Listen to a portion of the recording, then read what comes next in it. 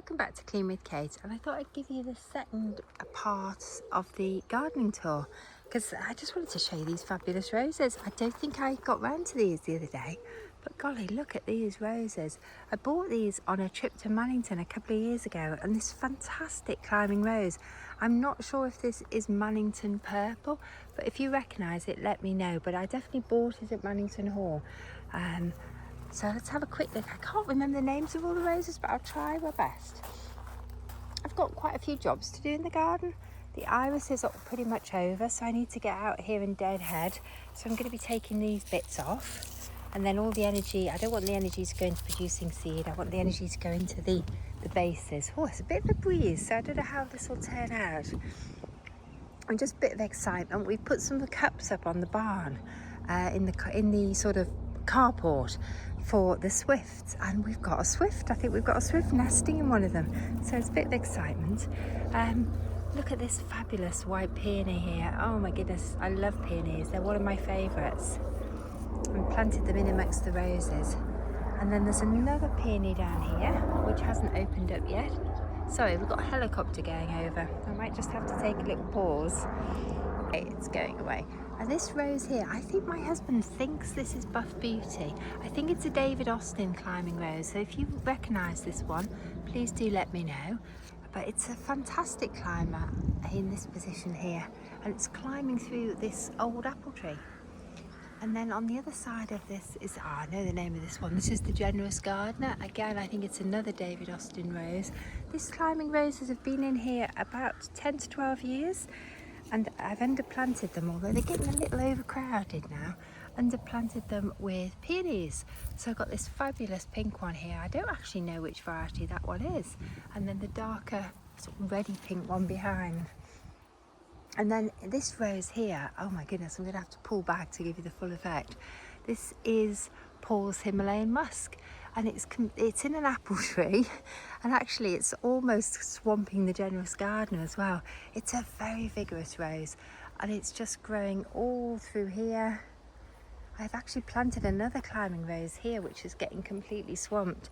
Not sure which one that is. If you know, pop it in the comments. So oh my goodness, look at this. It just keeps going on and on. The problem, some of these climbing roses, they love our garden, but they do absolutely swamp the other trees and the plants.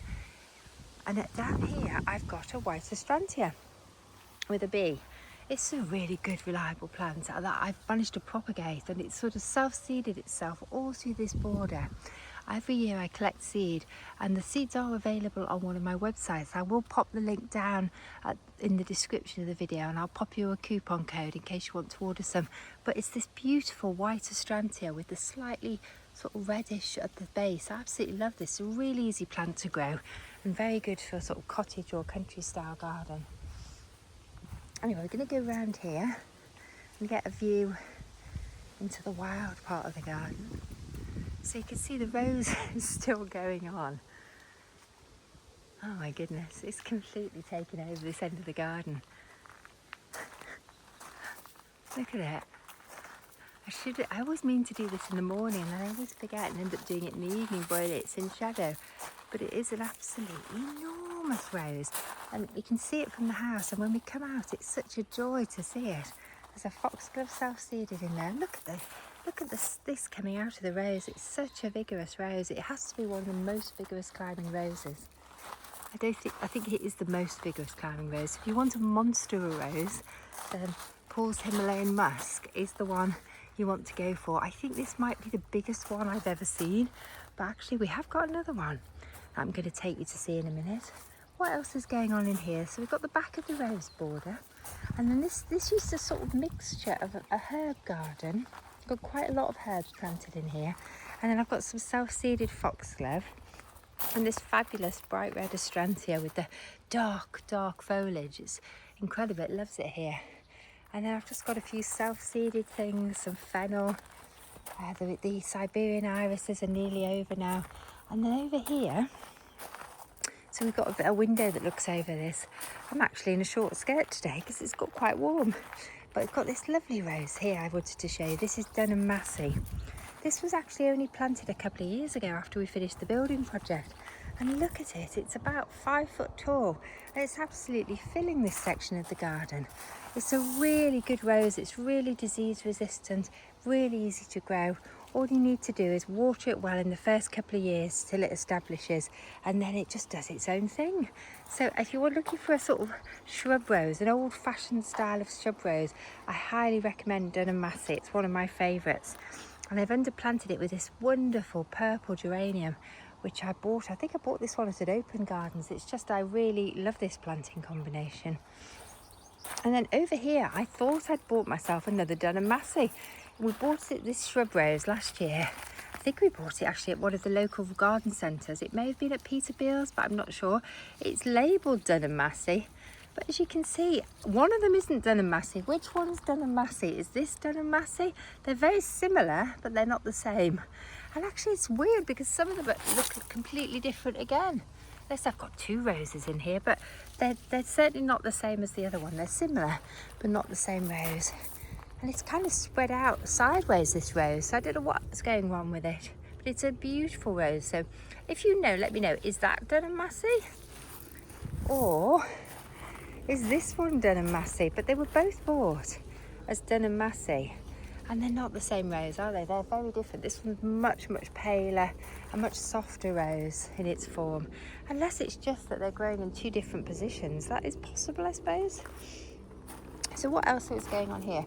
We've planted up our summer planters with a white astrantia and a white geranium.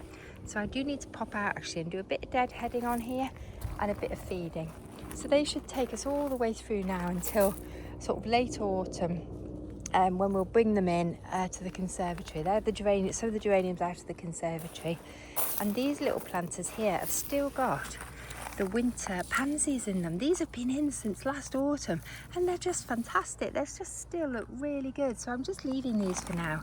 The spring bulbs, they had tulips in them and the spring bulbs have died down. I'll just give you a little view through to the washing line over there. We've had another helicopter go over, haven't we? So this is a bit of the garden that you don't get to see very often. Let's see what else we've got. We've got another rose here. I do love an old-fashioned shrub rose. I'm not sure what variety that is. It looks remarkably similar to the other one, doesn't it? So I've planted quite a lot of shrub roses here. Oh, this, I need to keep an eye on this. In fact, I might need to move this. This is a white Siberian iris, and there's quite a lot of it in here, but it's been completely overwhelmed by the herbs. So I think I'm probably going to lift this and move it into my white garden, which I've just planted. Golly, I've got a lot of weeding to do on the pathways. They're absolutely full of self-seeded things, some of which I want to transplant and grow on, but some I just need to weed out. Here's another lovely plant to grow because it's very, very insect friendly. Look at this. I don't know the name of this one, but if you see it in a garden centre, it's a really good one to buy because look, the bees just love it. It's bee food, isn't it? Let me know, pop it in comments if you know the name of this one, but it's really easy to grow and it's been growing here now for a couple of years and every year it comes back really reliably and I just love it. The colour, the magenta colour is really beautiful and it's absolutely covered in bees. Not a good one to grow if you have any allergies, of course, to bees. And even the spent seed heads are really pretty, but I do tend to deadhead it to keep it flowering. Right, I think I'll just take you in. Would you like to see the new little garden that I've been planting? I'll just take a pause and I'll take you in. So next to the barn, I've been planting a new tiny little wall garden and I've just been concentrating on one colour. I've never done this before where I've just picked one colour, but I've decided because I want to be able to see it from the barn, I'm just planting on this colour scheme of green, white and black. So I've planted this, because this is a bit shady, I've planted this dark black grass here. But to be fair, it's not looking too happy at the moment, so we'll have to see. That was just what I propagated out of the garden. And I've got some white alliums. These were a birthday present from my eldest son. I asked him last year if he could get me some white alliums, and these wonderful alliums he got me, and I've planted them. They've done really well. Golly, look at that peony. I wonder whether to cut those because they've drooped quite heavily. They had some quite heavy rain and they have drooped really heavily. So what else have we got in here? We've got self-seeded poppies, but I just love the colour of the foliage. Even though they're not actually going to be on the colour scheme, I just love the way they've come in. I've got a massive white daisy that's going to come out soon. I've bought a white shrub rose here. Don't know which variety it is. Do need to get in here and weed. Oh, there's quite a bit of weed. And also a mock orange, which is really highly scented. Round the edge, I've got a white clematis planted in there, Clematis montana alba. And then I've repeat planted the same rose, a white climbing iceberg, all the way round the little garden. So I should get really nice repeat flowering. I've also bought another rose here, which is a slightly yellowy white. Mike wasn't sure if the colour was right, but it's a short climbing rose. Oh my goodness, I need to take this off. And just look at that. I couldn't resist it when I saw it in the garden centre. It was so beautiful. I think I'm going to need to get my gloves on and come and cut that off and stick it in a bud vase, because it's taken a bit of a battering when Mike was planting it. And I've repeated all the planting over here, so I've pretty much duplicated the planting. So again, we've got a climbing iceberg. This is a original wall to the garden, and there were some old pigsties here originally. So I've got another mock orange. I've got lots of these little white alliums in here that my son gifted to me for my birthday. I decided rather than the usual chocolates or cut flowers, I'd rather have bulbs, spring bulbs, because I just love alliums. And they're just such a lovely gift because they come up every year. So I planted some small alpines in here. And again, this wonderful little daisy, I can't pronounce the name, is it Erigeron? Erigeron, something like that. Somebody kindly help me with the name. Whoops, losing my shoe. And then again, I've planted, you can see how happy these are in the sun. I've planted these, they're not ostrantia, are they? What are they called? Oh my goodness, I can't remember the name, it's gone. And then I've put some little annuals in to self-seed around. But I've kept with the theme, and I've got a white cosmos there. And we had some of these white camassia in here. I am going to let these set seed, and I'm going to collect the seed. Oops, that one's come off. That's unfortunate. It had broken. I think the rains played havoc with them, so I'm just waiting for them to set seed. I might actually position that somewhere, and hopefully it will self-seed. On the wall, I've got some espaliered pear trees. And then I've planted this fantastic plant here, which I think is going to need a bit of support. I don't know if it's going to seed around.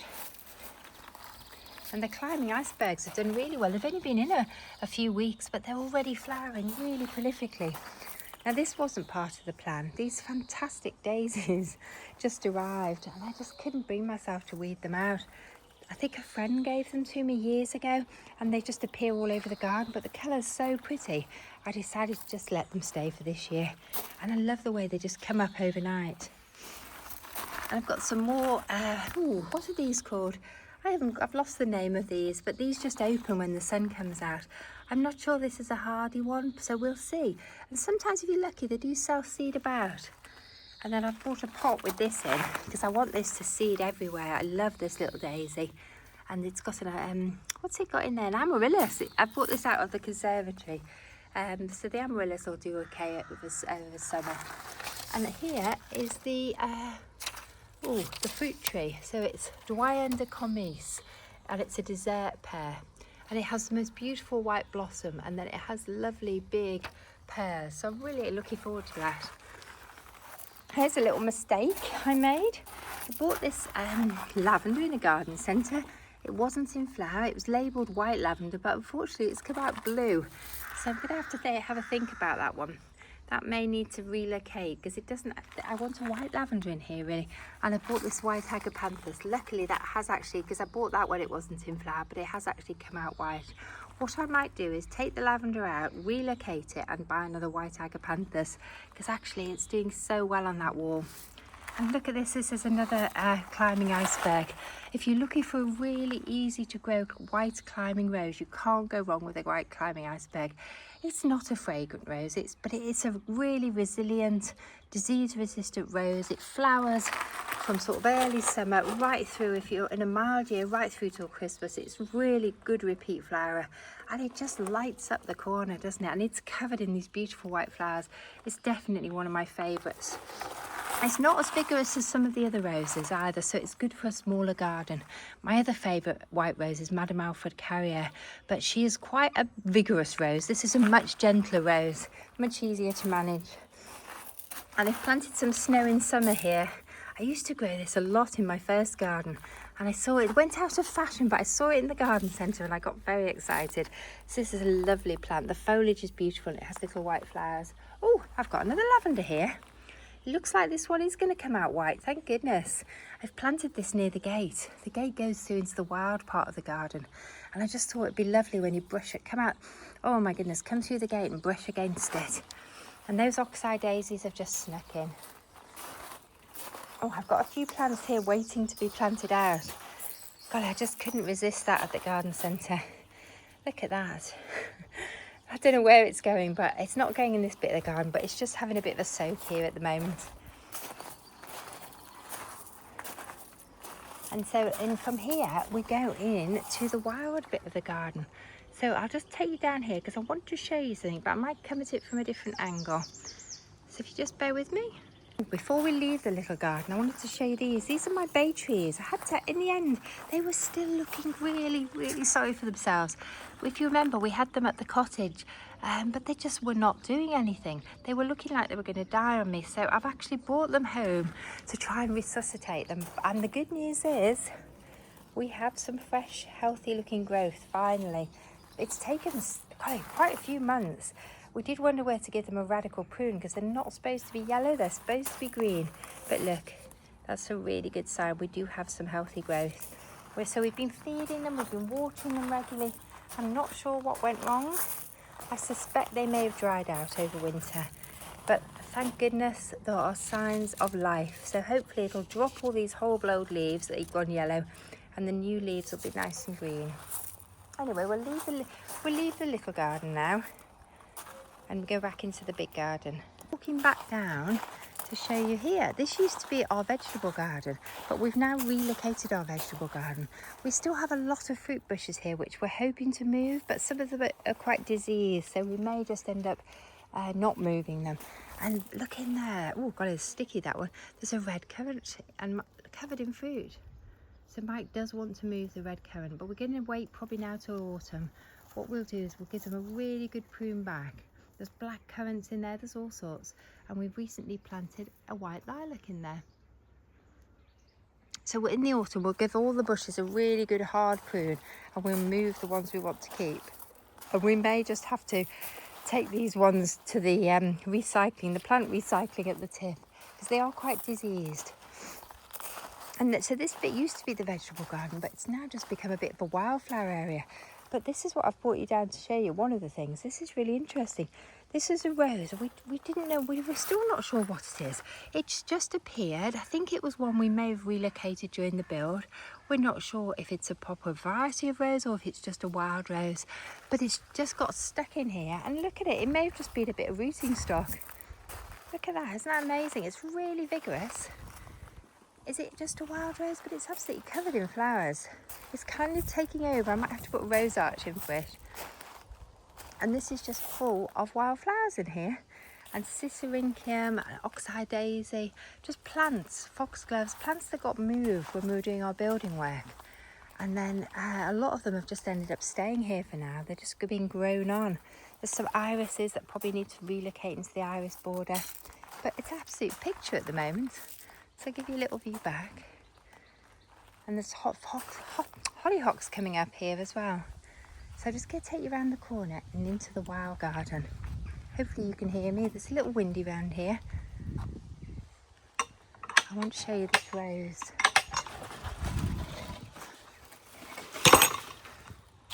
So there's another of these enormous roses in here. This is another Paul's Himalayan musk. And now we're in the wild garden, which we don't do an awful lot with. It's quite weedy at the moment. It's full of wildlife. We've actually just spotted a herd of deer. They've probably run for cover now. But this rose is just running through here.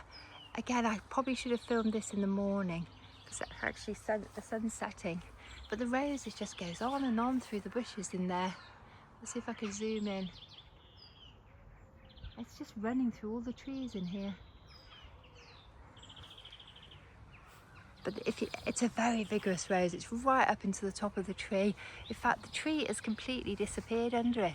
And the tree is a really nice tree. So over the next year or two, we're going to have to make a decision Are we going to cut the rose hard back so we don't lose the tree?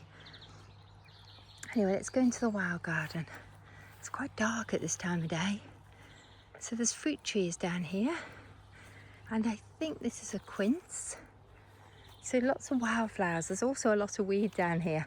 So what I do every so often, I'll get my gauntlets on and I'll come down and I'll pull the dock out because there's a lot of dock. And what I want the oxeye daisy, but I want to lose quite a lot of the dock and the nettles.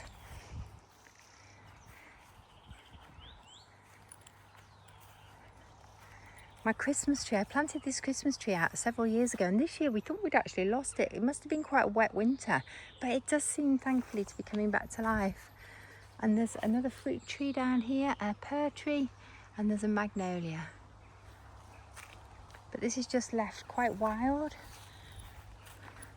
Oh, there's a bit of work been going on down here. My son's been doing some landscaping in his garden, so he had some turf to get rid of. And so it got relocated into our garden to raise the level here, because this always gets really waterlogged in winter. So we wanted to raise the level a bit, so we've dumped quite a lot of turf on it to try and raise this level up so it doesn't flood. Hopefully, oh, I'm getting bitten by, I've got bare legs. I've got bare legs today. It shows you how nice it is. But I am getting bitten. So I've just brought you down to see the pond. So again, we're raising the level a bit down here because this end of the garden does tend to flood. This end of the garden's very low lying. I've got a little shed down here. I'm just bringing you to see the pond. I don't know if there's anything going on in the pond. I'll try, hopefully not drop my phone in the pond. That wouldn't be good. It's just a little wildlife pond. The pond has always been here. We used to have ducks on it many years ago. Mike's recently put this water thing in to give it a bit more aeration because he was worried that the water was getting a little stagnant. We've got some sort of native, what are they called? Water lilies, native water lilies in here. It's full of oxygenator, and in fact, Mike's recently brought a net down here because he wanted to see what sort of life we had in the pond. And it's absolutely full of life, little snails and little water creatures. It's amazing what's in there. So we're quite excited to see what will colonise it. The pond was used to dry out every year, but when we did our major building work, part of that was putting in a water treatment plant, which then puts fresh water out and into the pond. So now the pond hopefully won't dry out anymore. But it's always in summer. There's little birds usually that nest on here, moorhens, and we get dragonflies. So it's a really interesting place to come and sit and just watch nature. Anyway, it's quite secluded down here. Anyway, I'm going to take you back up to the main garden. I could take you in the vegetable garden. Would you like to see the vegetable garden? I could take you in the vegetable garden. Well, we're in the vegetable garden just to see what's going on. That noise is actually the water treatment plant. So the rhubarb now is pretty much finished. We can't eat it now. It's just doing lots of growing. We've got these lovely things coming on. Globe artichokes, which they're really nice if you eat them with dips. But they're still quite small. They're not ready for eating yet. But if you don't get round to eating them all, they have the most incredible flowers. We've got quite a bit of aphid down here. I think we have. Oh, hopefully we're not going to lose our globe artichokes.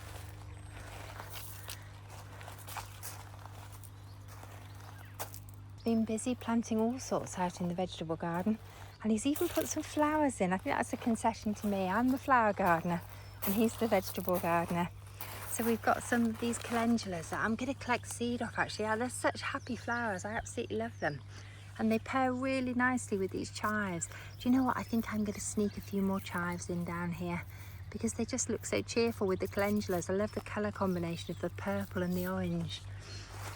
What else have we got down here? I think we've got some rocket that's gone to seed. My goodness, that's a lot of seed. I don't know what we're going to do with that. I'm sure Mike's got a plan for it. Over here we've got leeks. Oh my goodness, the leeks are looking really good. We've had so much rain in the last week or two. The leeks are looking fantastic. I think these are this year's leeks as well. that we got out really early. We had self-seeded leeks in the vegetable garden. And again, isn't that colour absolutely fantastic? What would you do? Would you let these seed, or would you deadhead them and just collect the seed at the end of the season? Because if I let them seed, they might stop flowering. That's the downside. So we've got lots of salad crops coming on. We've been pretty much self-sufficient in salad all winter because it's been a really mild year. Everything's just kept growing. It's been amazing. It's the first time we've ever known that happen.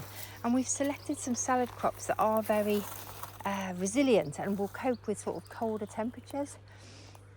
So we've got, this is absolutely full of salad. We've got rocket, lettuce, all sorts, winter salad crops in there. So we've been self-sufficient now in salad pretty much for 12 months. And over here is something we need to do a bit of work on. This is our asparagus bed. It's still very young, so we haven't actually managed to harvest any asparagus yet. But unfortunately, we made the mistake of planting the Jerusalem artichokes, which is this complete monster of a plant, next to the asparagus, and it's just invading through into the asparagus bed. So we need to do something soon, because it is like a triffid. It is literally just taking over. I think maybe Jerusalem artichoke needs to be grown in a bucket or in a container of some sort, because it is literally taking over the vegetable garden. Oh my goodness, it's all over the irises. I've got some irises that were just growing on there, and it's covering them. So it's cutting the light out to other plants as well. Anyway, I think what we'll do is we'll head back to the main garden now. We're walking past the pond again. And go, the pond's gated off to keep the dogs, and hopefully one day we'll have grandchildren, so we'll keep the grandchildren out of the pond. That's the plan. Because it's quite a deep pond. It's about 10 or 12 feet deep, I think. And our dogs are obsessed with water. I think we'll go a different route back to the main garden. I might just speed it up so we get there a bit quicker, because it's quite a walk.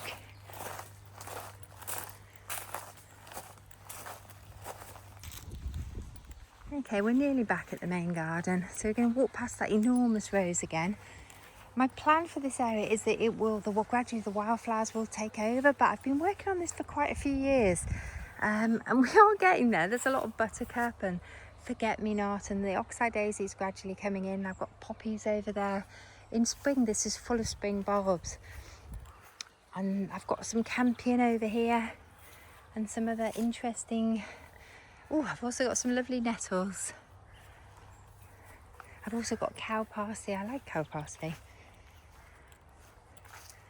But I do need to come down here with my gauntlets on and pull the nettles out. Okay, so let's just go back through the gate. So the sun is just setting, or starting to set. It's lovely at this time of year. The days are so long. Well, I don't know what else have I got to show? I don't know if I showed you this area last time. This is the washing line part of the garden. This is where I hang out my laundry. And this border here is a really late summer border, so there's not that much going on at the moment. Although the heavy rain has meant everything is looking really healthy. And these wonderful roses in here. It's full of roses, actually. We've got a hedge of roses back there. The thing I want to show you though, the star performers are over here. God, the garden's changing at a rate of knots. Look at this fabulous peony and this beautiful rose. The rose was actually here when we bought the house, but look at the peonies. I planted this. This is Sarah Bernhardt. If you're only going to plant one peony, I would say this is the best one. It's really easy to grow. It has huge flowers. I mean, they're just insane. It looks beautiful when it's in bud.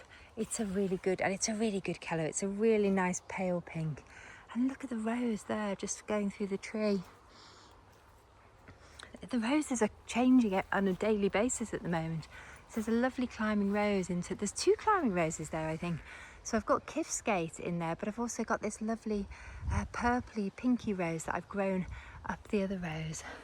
And then this rose arch, this one has just come out in the last couple of days.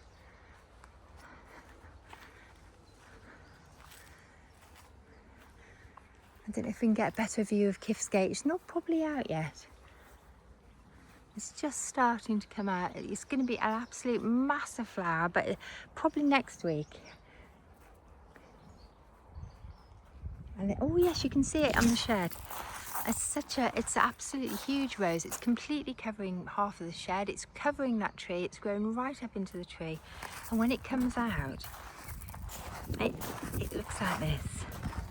This is what it looks like. Kifskate is another monster rose. So it's a really good one to cover an old shed. This is like this. This is a really old shed. So if you want a rose that will cover an old shed with these lovely white blossom, this is the one to go for. It does tend to only have one mass flowering, but golly, when it does, it's insane. It's not really fully out yet, and it's travelled all the way back here, as you can see, all the way down here. And then there's another little rose in here actually, with these really sweet little pink flowers. But the one that's all the way into the tree is the Kifskate. So when that comes out next week, it'll be phenomenal. Anyway, I think we'll probably finish there because I'm starting to lose my voice. Anyway, thanks for joining me. I hope you enjoyed the updated garden tour and the second part of the garden. Bye for now.